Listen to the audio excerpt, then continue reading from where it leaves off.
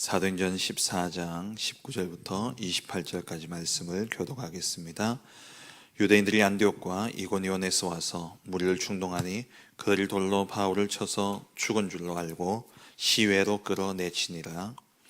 제자들이 둘러섰을 때에 바울이 일어나 그 성에 들어갔다가 이튿날 바나바와 함께 더베로 가서 복음을 그 성에서 전하여 많은 사람을 제자로 삼고 루스드라와 이고니온과 안디옥으로 돌아가서 제자들의 마음을 굳게 하여 이 믿음에 머물러 있으라 권하니, 또 우리가 하나님의 나라에 들어가려면 많은 환난을 겪어야 할 것이라 하고, 각 교회에서 장로들을 택하여 금식 기도하며 그들이 믿는 주께 그들을 위탁하고 비시디아 가운데로 지나서 밤빌리아에 이르러 말씀을 버가에서 전하고 아달리아로 내려가서 거기서 배 타고 안디옥에 이르니, 이곳은 두 사도가 이룬 그 일을 위하여 전에 하나님의 은혜에 부탁하던 곳이라.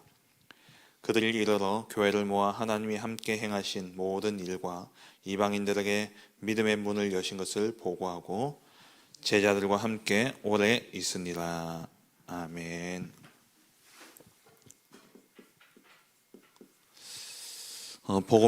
복음이 최고의 가치로 발견되고 누리는 삶, 그것이 가장 복된 삶이죠.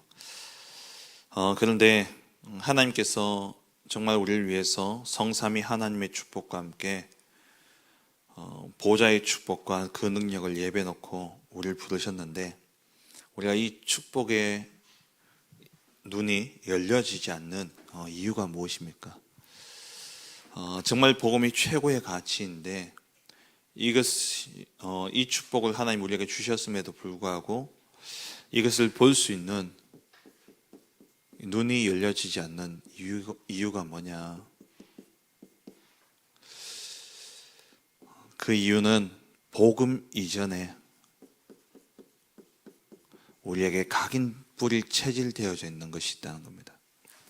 복음 이전에 각인되어지고 뿌리 내려지고 체질되어진 이 틀, 이것이 되어 있는 그 틀이 내 안에 있기 때문에 이 복음을 들어도 복음에 대한 가치를 알지 못하고, 또 중요한 응답들이 와도 그게 응답인지 모르고 지나가게 되어지는 것이죠.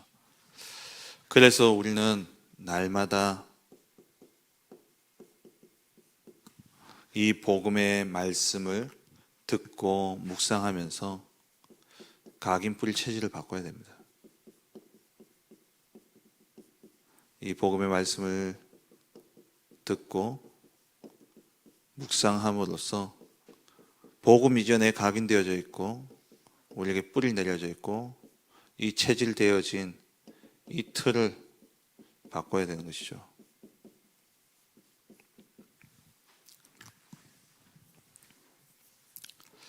그래야지 모든 것을 제대로 볼 수 있는 눈이 열려집니다. 우리에게 이미 선입견이라 그러잖아요. 먼저 들어가 있는 그것으로 우리는 모든 것을 바라보고 모든 것을 판단하게 되어집니다. 그래서 복음으로 빨리 하나님의 선입견으로 바꿔야 돼요. 하나님이 보시는 그 눈으로 우리가 모든 것을 볼 수 있어야 됩니다.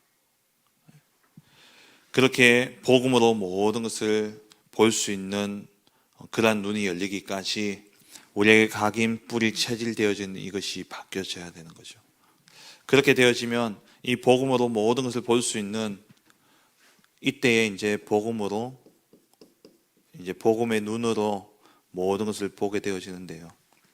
이 복음의 눈으로 보면은 진짜 복음이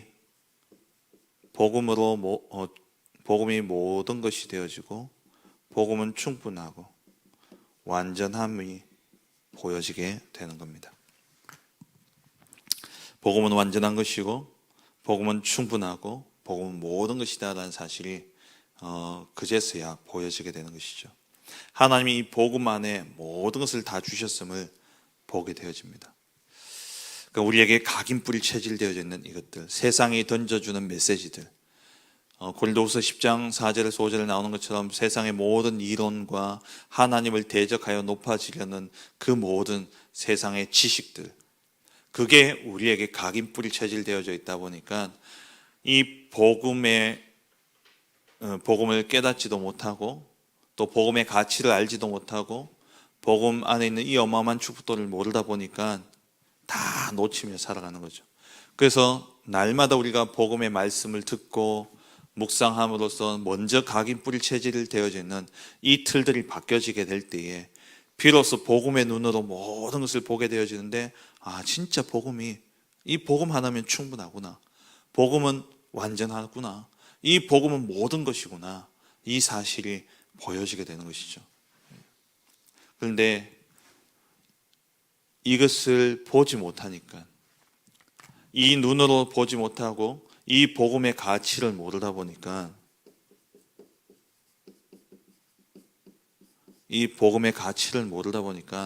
어제 목사님 표현으로 세상의 구정물을 들이마시는 거예요. 갈급하다 보니까.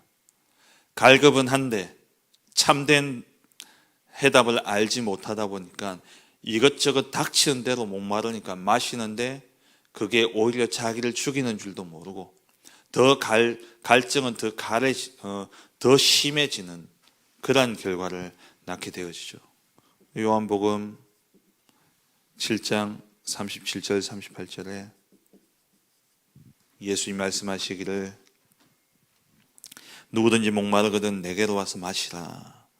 그러면 생수의 강이 그 배에서, 나를 믿는 자는 성경에 일렀는 것과 같이 내 배에서, 그 배에서 생수의 강이 흘러나오리라 그랬죠.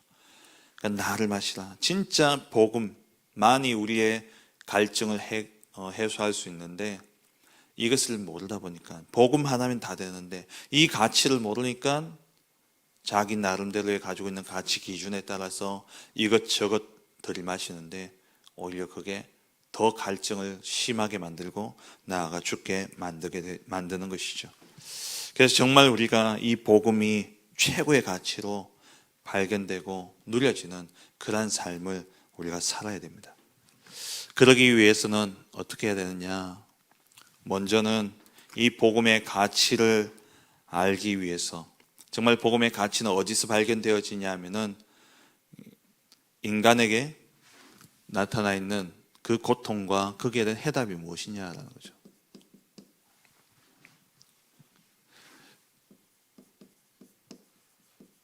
인간에게 필요한 해답이 복음이라는 결론이 나오게 될 때에, 그때 비로소 복음의 가치가 발견되어지고 그 안에서 이 복음을 누리는 삶이 되어지는 것이죠. 그럼 복음이 무엇입니까?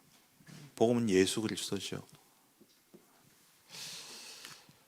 그러면 정말 인간에게 필요한 해답 이전에 문제를 알아야 해답을 알죠. 그래서 인간이 당하는 이 인간의 고통, 이것은 무엇입니까? 세상 사람들은 이 고통의 원인을, 이 고통의 문제를 알려고 몸부림치죠.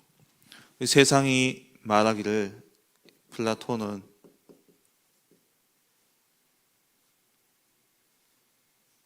고통의 문제는 죽음이 해답이라고 그랬어요. 죽어야 끝난다는 거죠. 그런데 인간이 죽으면 끝납니까? 그렇기 때문에 사람들이 어리석게 살아가는 거예요. 죽으면 끝나는 줄 알고 이 세상이 던져다주는, 사단이 던져다주는 이 속임수에 속아가지고 죽으면 끝인 줄 알고 스스로 목숨을 끊는 거죠. 많은 것을 이루었음에도 불구하고 한 가지 넘어서지 못하는 그 한계를 만났을 때에 사람들은 그 고통과 또 자기 뛰어넘지 못하는 그 한계를 결국에는 죽음으로 해결하려고, 그래서 자살하게 되어집니다.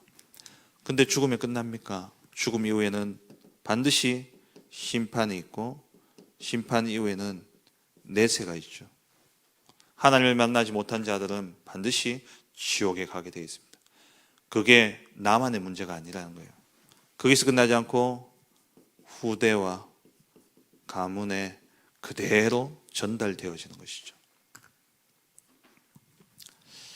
그래서 우리가 세상은 이 인간의 고통의 문제가 어디서 왔는지 모릅니다. 그럼 이 원인이 뭡니까? 인간의 고통의 시작과 원인, 결국 창세기 3장이잖아요. 사단에게 속아서 하나님의 말씀에 불순종함으로 죄를 범하게 되어졌고, 그 결과 하나님을 떠난 문제입니다. 그래서 사단에게 완전히 붙잡혀 버렸죠. 시작은 창세기 3장에 이 인간의 근본 문제, 여기서 시작되어진 것입니다. 그럼 끝은 뭡니까? 이 인간의 고통의 끝은 죽음이 끝이 아니라는 거예요. 이 고통의 끝은 지옥이죠. 고통과 저주의 문제는 신분이 바뀌지 않는 한 결국 그 신분대로 마귀의 자녀로 살다가 이 땅에서 지옥과 같은 고통을 당하다가 마귀 자녀로서 마귀를 위해 준비해 놓은 마태복음 25장 41절에 그 영원히 꺼지지 않는 그 불, 지옥 속에 들어가게 되어지는 것이죠. 그래서 인간의 고통은 어떻게 해결되어지느냐? 신분이 바뀌어지지 않는 한 곧 저주와 재앙과 고통 계속되어지는 겁니다. 신분이 바뀌어지지 않는 한 돈이 아무리 많아도 그 돈이 오히려 저주와 재앙이 되어집니다. 신분이 바뀌어지지 않는 한 아무리 건강하다 할지라도 그 건강이 오히려 저주와 재앙이 되어지는 거예요. 신분이 바뀌어지지 않는 한 자식을 못 낳는 사람이 자식을 낳았다, 오히려 그게 저주와 재앙과 고통이 되어지는 겁니다. 결국 뭡니까? 신분이 바뀌어져야 돼요. 이 인간의 고통은 고통이 문제가 아니라 신분이 바뀌어져야지 진짜 그 문제가 해결되어지는 것이죠. 그래서 하나님이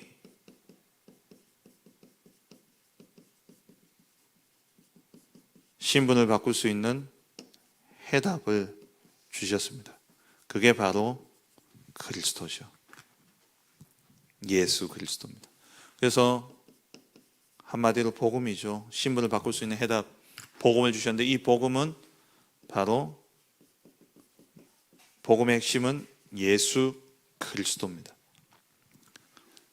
그래서 로마서 1장 2절에서 4절에 분명히 말씀하고 있죠. 이 복음은 하나님이 선지자들을 통하여 그의 아들에 관하여 성경에 미리 약속하신 것이라. 구약의 말씀, 모든 말씀이 뭘 이야기하고 있냐? 이 아들 그리스도에 대해서 기록하고 있죠. 그럼 이 그리스도가 누구냐? 그 아들에 관해서 말하면 육신으로는 다윗의 혈통에서 태어나고, 그리고 성결의 영으로는 죽은 자들 가운데서 부활하사 능력으로 하나님의 아들로 선포되셨으니 곧 우리 주 예수 그리스도시니라.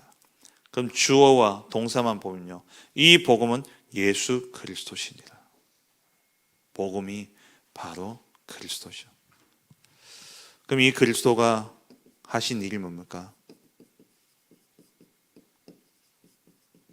그리스도가 하신 일이 이 고통의 시작과 원인이 되어지는 이 세 가지 문제를 해결하신 것이죠. 무엇을 통해서요? 십자가에 죽으시고 부활하심으로. 그래서 십자가에 죽으심으로 모든 죄 문제를 해결하신 참 제사장이 되셨습니다. 그래서 이 죄로 인한 저주와 재앙의 문제는 더 이상 우리의 것이 아니라는 거죠. 로마서 8장 2절에 그리스도 예수 안에 있는 자는 그 안에 있는 생명의 성령의 법이 죄와 사망의 법에서 너를 해방하였습니다.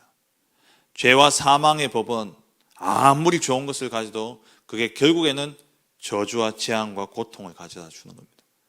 근데 생명의 성령의 법은 아무리 망한 것처럼 보이지만 그게 저주와 재앙이 고통이 될 수가 없는 거예요. 왜요? 모든 것이 합력하여 선을 이루시기 때문에. 복음 안에 있다라는 것은 그런 겁니다. 어떤 것도 저주와 재앙이 될 수 없습니다. 복음 안에 있다라는 것은 예레미야 29장 11절 말씀처럼 내가 너희를 향한 나의 생각을 안 하니 재앙이 아니요 평안이요 희망과 미래를 주기 위함이다. 그게 복음의 결론이에요. 어떤 것도 재앙이 될 수 없습니다. 그런데 복음 밖에 살면 어떻습니까? 다 좋은 걸 가지고 정말 성공한 것처럼 보이는데 그게 저주와 재앙과 고통이 되어지는 거예요. 결국에는 어디 갑니까? 저 지옥의 고통 가운데 들어갈 수밖에 없는 것이죠. 그걸 고스란히 자녀에게, 고스란히 그 가정과 가문에 남겨두게 되는 것입니다. 이게 이 저주와 재앙에서 그리스도께서 완전히 우리를 구원하신 것이죠. 그리고 부활하심으로 죽음의 세력을 잡은 자, 곧 마귀 사단을 멸하셨습니다. 참 왕이 되신 것이죠. 요한일서 3장 8절에 죄를 짓는 자는 마귀에게 속하나니 마귀는 처음부터 범죄함이라. 하나님의 아들이 나타나신 것은 마귀의 일을 멸하려 하심이라. 그리스도께서 무슨 일을 하셨느냐? 십자가의 죽으심으로 우리의 모든 죄의 문제를 해결하시고, 그리고 부활하심으로써 사단의 모든 권세를 멸하시고, 그리고 승천하사 우리에게 보혜사 성령을 보내어 주셔 영원토록 하나님과 함께하는 길을 열어주신 겁니다. 길 대신 선지자가 되신 것이죠. 요한복음 14장 6절에 이 성령이 어떻게 임합니까? 예수 이름으로 기도하게 될 때에 성령이 임한다 그랬어요. 그 이름을 믿고 영접하는 자가 그 영접할 때에 성령이 임하는 겁니다. 그래서 예수님이 마가 다락방에서 십자가 지시기 전날 제자들에게 계속 하셨던 말씀이 보혜사 성령을 보내줄 텐데 내 이름으로 주신다 그랬어요. 그래서 영접하는 자, 곧 그 이름을 믿는 자에게 성령이 임함으로 하나님의 자녀가 되는 권세가 주어지게 되고, 성령이 우리 안에 내주하심으로 우리는 하나님과 영원토록 함께하는 존재가 되어진 것이죠. 그래서 예수가 길이요 진리요 생명 되시는 겁니다. 요한복음 14장 6절에. 요 말씀이 어디서 나왔습니까? 요한복음 14장 6절. 십자가 지시기 전날 마가 다락방에서 예수님이 하신 말씀이에요. 14장 1절 뭡니까? 너희는 마음에 근심하지 말라. 하나님을 믿으니 또 나를 믿어라. 내가 너희를 위하여 처소를 예배하러 간다. 그러면서 내가 길다. 그리고 그 뒤에 이어서 계속 하시는 말씀이 뭐냐면 보혜사 성령을 내가 너희에게 보내주겠다는 거예요. 그래서 너희는 내 이름으로 기도해라. 그러면 모든 것을 다 이루어질 것이다. 누가 결국 이루시는 겁니까? 어제 오후 예배 때 말씀 보았던 것처럼 성령이 우리에게 임재하게 될 때에 그때 흑암이 꺾여지고 천사가 역사하고 그때에 하나님이 우리의 모든 기도를 받으시고 성령으로 역사하시는 거예요. 이게 그리스도가 하신 일이죠. 그래서 이 그리스도가 하신 일을 믿고 영접하게 될 때에 요한복음 1장 12절 영접하게 될 때에 우리의 신분이 변화되어지는 겁니다. 무엇으로요? 하나님의 자녀로 바뀌어지게 되는 것이죠. 그래서 우리의 참된 응답은 그리스도고, 그리스도를 통해서 하나님과 함께하는 임마누엘의 축복이 우리의 참된 응답이 되어지는 것이죠. 그런데 문제는 뭡니까? 이 그리스도를 이 신분이 변화되어졌는데도 불구하고 고통이 계속된다는 겁니다.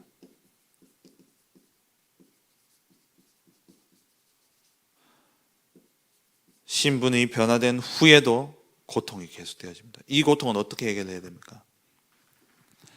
아무리 고통이 있더라도 그게 우리에게 저주와 재앙이 될 수 없습니다. 그게 우리를 맬 수 없어요.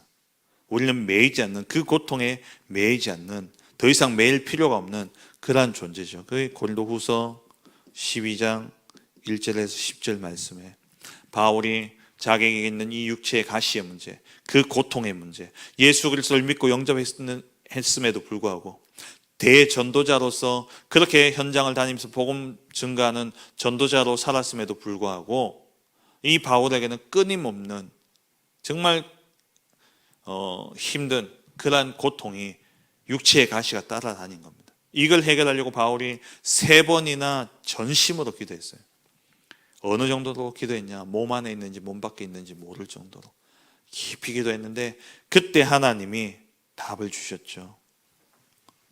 그러니까 신분이 변화된 후에도 계속되어지는 이 고통의 문제는 하나님의 계획이 있는 겁니다. 그 계획을 하나님 바울에게 말씀하시는데 내 은혜가 네게 족하다. 내 은혜가 네게 족하다. 내 능력이 약한 데서 온전하여 짐이라. 이 말을 딱 듣고 난 다음에 바울이 완전 해답을 얻어버렸어요. 그래서 완전 해방되어진 거예요. 복음은 뭐냐? 해방입니다.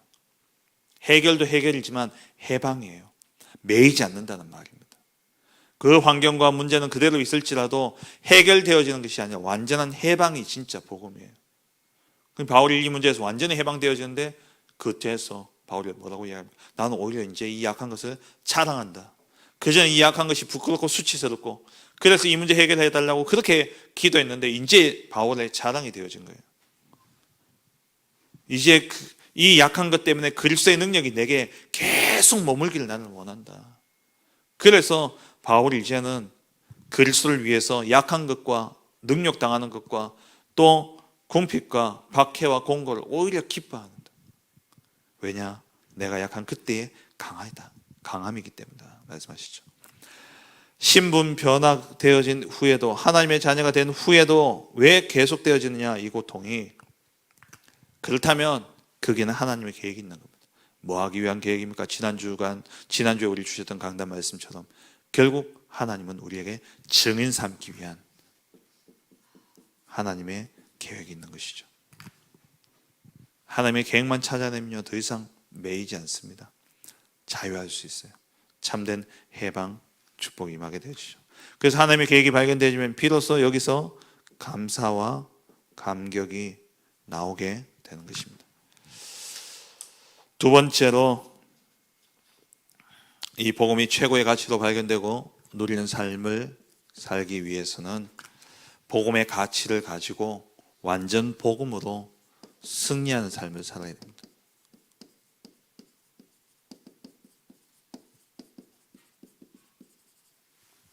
완전 복음으로 승리하는 삶을 살아야 되는데 그 삶은 어떤 삶이냐? 첫 번째로 복음을 누리는 삶이죠.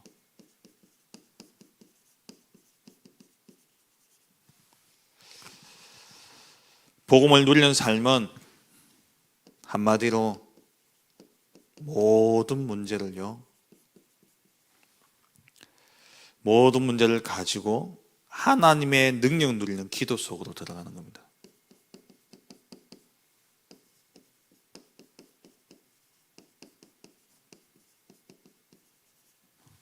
복음을 누리는 삶은 문제 없는 삶이 아니라 모든 문제를 가지고 하나님의 능력 속으로 들어가는 그 삶이 참된 복음을 누리는 삶이에요. 바울이 루스드라에서 돌에 맞아서 거의 죽을 뻔했지 않습니까? 아니 죽었다라고 생각했어요. 그래서 이 유대인들이 그 시체를 성 안에 두면 안 되기 때문에 그게 불결하기 때문에 그래서 시체라고 생각해서 성 밖에 내다 버린 겁니다. 그때 바울이 다시 일어나게 되어지죠. 다시 일어나서 루스드라에 갔다가 그때 디모데를 만나고 제자를 세우고 거기서 또 더베로 가가지고 복음 전하고 제자들을 세우고 그리고 더베에서 다시 루스드라와 또 이고니온과 또 이 지역을 돌면서 제자들을 확립하게 되어집니다. 그렇게 확립하면서 장로들을 그 가운데 세우죠. 왜? 바울은 이제 떠나가야 되니까. 다시 말하면 절대망대를 세운 거예요. 그 가운데 장로들을 택해서 절대망대를 세우고 이들에게 중요한 기도를 부탁하고 이들이 정말 하나님 앞에 바로 설 수 있도록 바울이 그들을 믿는 주께 그들을 위탁했다. 그러니까 하나님께 이들을 위탁한 겁니다. 이러한 복음을 막는 그러한 문제와 또 사건들, 환난과 박해와 핍박들이 있었지만 바울이요 그것을 그대로 가지고 기도 속으로 들어간 거예요. 그 기도를 또 그 장로들에게 세워서 왜 바울이 나오고도 그 고통과 핍박은 계속될 것이기 때문에 그 장로들을 택해가지고 기도하게 만든 겁니다.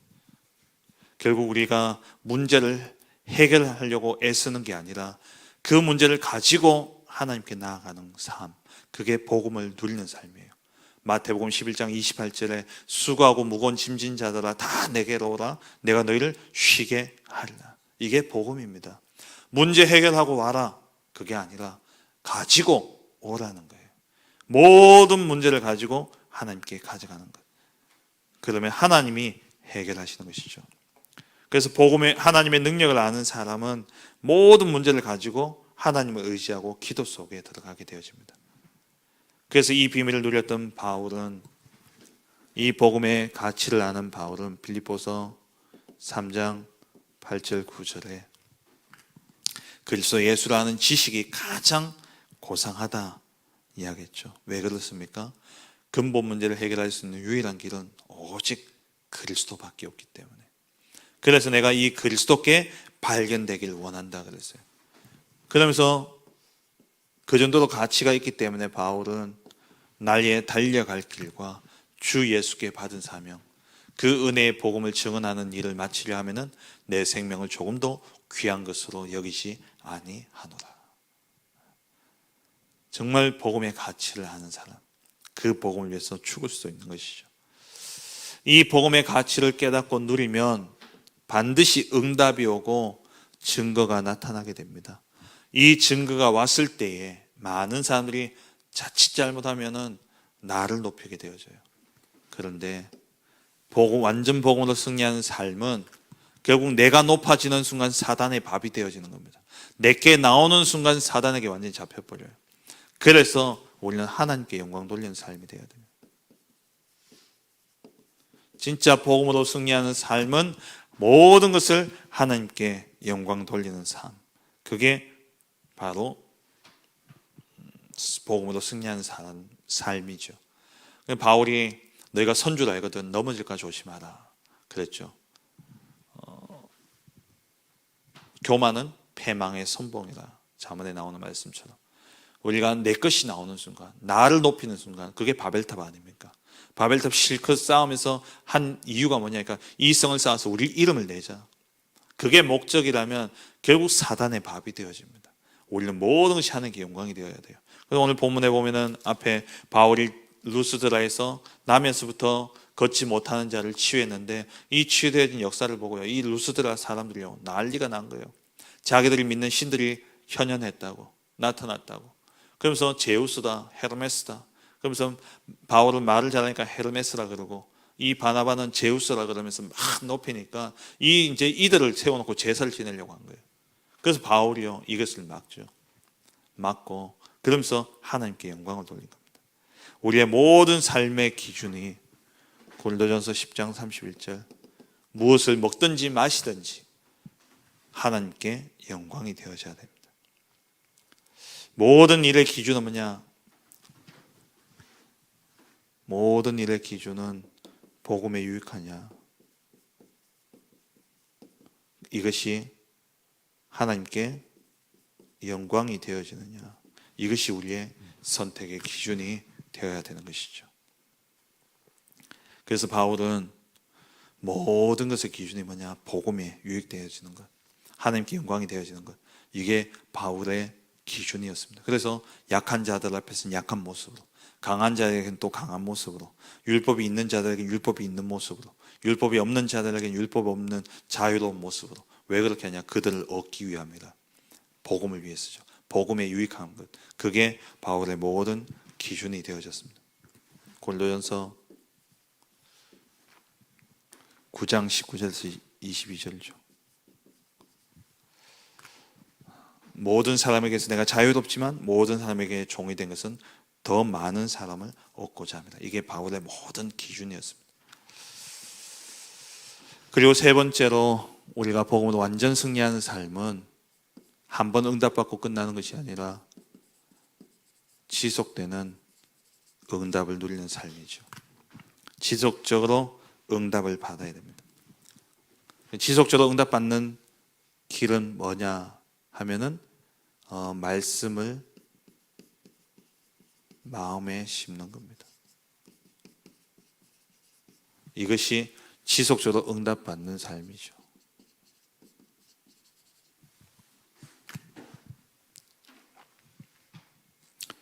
바울은 계속해서 정말 말씀 따라가는 가운데 1차 전도 여행을 통해서 일어났던 그 놀라운 응답들을 안디옥 교회에 가서 포럼하고 그렇게 이야기하고 거기서 끝나지 않고 또 2차, 3차 지속해서 계속 응답을 받았죠.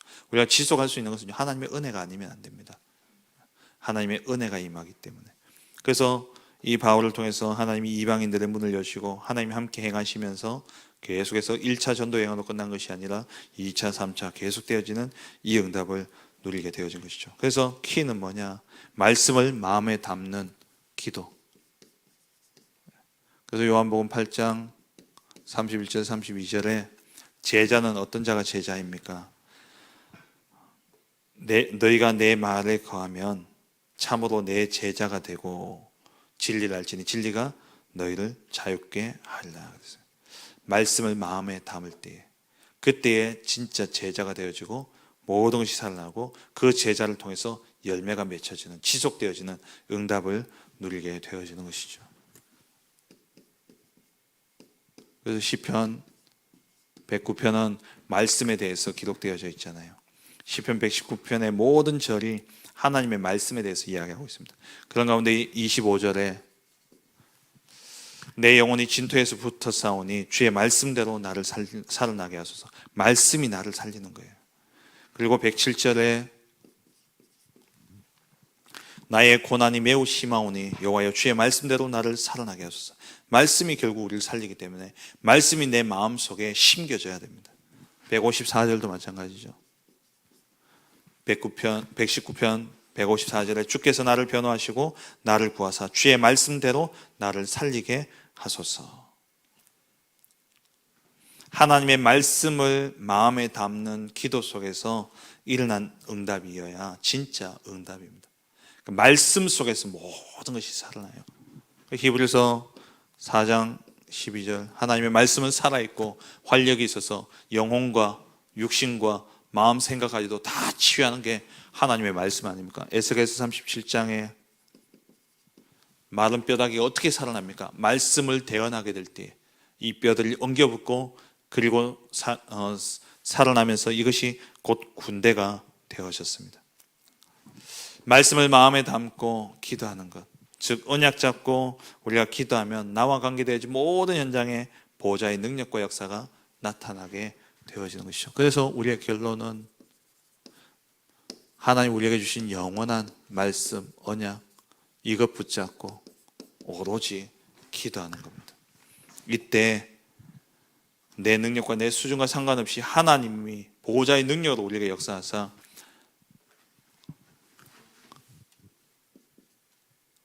땅 끝까지 증인되게 하시는 이 응답이 우리에게 임하게 되어지는 것이죠. 그래서 이번 한 주간 동안 정말 우리의 인생의 문제가 왜 왔고 어떻게 시작되었고 그 끝이 무엇인지, 그렇기 때문에 우리에게 주신 해답은 오직 그리스도밖에 없음을 알고 이 복음을 누리고 정말 이 복음에 증인되어지고 그리고 이 복음으로 지속적인 응답을 누림으로 말미암아 세계 복음화에 증인되어지는 우리 모든 성도님들 되어주시길 주의 이름으로 축원합니다. 기도하겠습니다. 하나님 정말 이번 한 주간 동안 복음이 최고의